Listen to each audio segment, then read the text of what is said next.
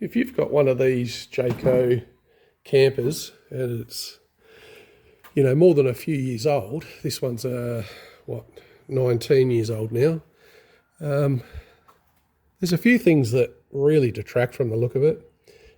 Yellowing plastics is one of my pet peeves, but that's what the sun does to them. This one will live in a shed now.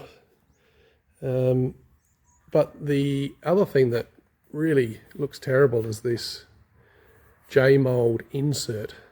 So it really goes like that. It's basically a tan colour now. So yeah, today I'm replacing that in the Mould track. And here's one that I've done just so you can see. I've done the one along this edge. And that whiteness, I guess, really makes a big difference to the look of the van. I've just done the back as well. And down the side. So it's a very simple process which I can run you through. Most of this type of van, well, of this era, will run an insert that looks like this. This is the Mould insert. Got it from a local caravan mob, and you can just buy it by the metre. I've got about 20 metres, or I did have, used some of it. And this particular one is 18 mil. So 18 millimetres basically across. I think it was very close to that anyway. There was a little bit of, I wasn't sure exactly which size to go, because when I had the original one, which I've got one here, this is the one that was on the van, and you go measuring it, it's very hard to understand that, yeah, it's got to be a flat measurement. So you've got to flatten that back out, because obviously it has to bubble up like that for a few reasons. There's screws under there, and that's what this is all about. It's covering the screws and helping keep the water away from any possible ingress into the van. I've put a little bit of silicone in various points under there, and on the ends, you can see that one there, I've put a bit of silicone in just to plug up the holes. So yeah, I'll just run you through this process. It's very simple, a bit hard on your hands, but it is fairly simple. Okay, I'm at the front right of the van. This is the one running down. So you just get a screwdriver, pop the top out, and then it will just pull out very simply, just sitting there basically with a little bit of silicone. I take the piece off that's on, and then I just measure, well, put that up against the new stuff and lay it out and cut it to the same length. So I'll do that. Right, now that I've cut a piece the exact same length to fit, you might notice that I've cut the tip of it at a slight angle, and it all depends on what angle the Mould's coming up. So this one here is coming up, and it is at a side angle, and I noticed that on the one that I copied the length of. And it's literally, you've just got to make it into a bit of a lump like that, and you just work your way down. I sort of put one side in and then just bend the other side so that it will pop in. This is going in a lot easier than the last bit, but if this is nice and warm, this piece of plastic, it'll be more pliable, and that will be a much easier way to go. Now I've cut this probably 10 mil longer than the other one, just to make sure, working around the corners, so when you get a bend in it, it's fine, it should stretch and do all that. And then I'll just trim that last little bit. It just gives me the opportunity to do an angle if I need to, right at the bottom. And then what I'll do is I'll put a bit of silicone right in the top there, so that there's not water running down inside it, because obviously that's its main purpose, is to keep water away from this Mould. So I'll just finish that off. I'll need two hands to finish it, and yeah, we'll wrap it up. I'm just about there. I have found that if I just put a little bit of silicone in there as I'm going along, you know, every 20-30 centimetres, it'll just help with, I guess, making sure that it doesn't, if you brush past something like, I don't know, a tree or a bush, that it's less likely to pop out. On the outside of curves, put the far side in, and then I guess locate the the side closest to you. Sure, I don't even need to trim that. That was perfect. So that's much nicer compared to that.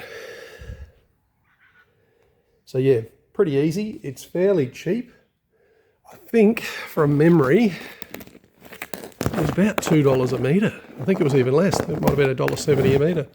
So, you know, to do, I think probably 20 metres on the average size camper, you know, do the sums on that. It's not a big expense for getting rid of something so, yeah, obviously faded and weakened. Another good thing to do would be to run a new bead of silicone along the inside of the J-mould on the roof side, because if this track's worn, the insert's worn out, then there's a good chance that silicone in there is probably getting a little bit tired. You don't need to put a lot on, just cover that little corner where the J-mould meets the roof, and that should sort that out. Okay, I've just pulled the front track off, and it reminded me that I should have said, give it a good clean inside the track. Anywhere you're putting silicone should really be cleaned out really well. Silicone just sticks to the dirt, then it's not really sticking to anything solid. What you should really probably clean this out with is a bit of metho, something similar to that, just to give it a really good clean up, get rid of anything that's oil-based, etc. And yeah, then you can dab your silicone on, and on this one I'd fill both ends just so that there's no water getting in, and get that old silicone out first as well. Now I've just added a little bit of silicone after cleaning it up, and it's a couple more points that I remembered. You might be tempted to run the insert a little bit longer than the J-mould. It's preferable that you don't do that, just because if it's sticking out, it just gives it something to catch on. If you happen to, as I say, drive through some next to a low-hanging branch or something like that, anything that'll grab it could pull it out. So you don't want that, especially when you're away from home. Secondly, this front moulding, which is a little bit different, it has the slide-in spot for the bed end flies. So it's like one of those tube things on there. So because of that lump there, I found that you need to put the bottom in first and then bend the top down to make it into a bit of a lump, and then pop the top into its track. And then every now and then, just give it a bit of a pull, just to keep it tight, because you don't want, I guess, you know, lumps in the end result that A, will look bad, and B, also might let water in. Okay, now that's in. Looks a lot better. Gradually getting the van done. Now, once that's in, a little bit of silicone in both ends. And I've said this before on my channel, you need a neutral cure silicone. This is the one I've been using, the V60 structural silicone by Bostik. Now, this is the translucent one, but you can get it in white, which is what I'll do next time. The translucent's fine. I just think for, say, doing along the edge of that J-mould there, white will look better in the long run. All right, I'm all done except for the one down the middle. So that will have to wait till I can find my little step ladder to reach. It all went on very easily and looks nice and smart, I think, much better than it did. So if you're looking to, I guess, upgrade the look of your van, I've done the lights, LED, new handles, and I've done the trim. The other thing that I've done is this light. This is made by 3D Print RV. The light that was on this van when I got it, and we haven't even used this van, we literally just got it a couple of weeks ago, but the light that was on it was broken, and so I had to get something. And by all reports, this is the best thing going around for awning lights on these Jayco campers.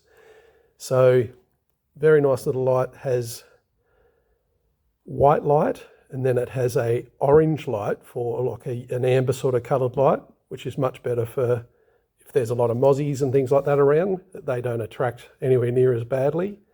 And then it has a combination, which is kind of like a warm light. It also has brightness settings. And last but not least, this has a sensor light on it, which is probably the best thing about it, I think, at night time. If somebody gets up to, go to the toilet or whatever it may be, the sensor light will come on and light up outside of your van. Thanks for watching.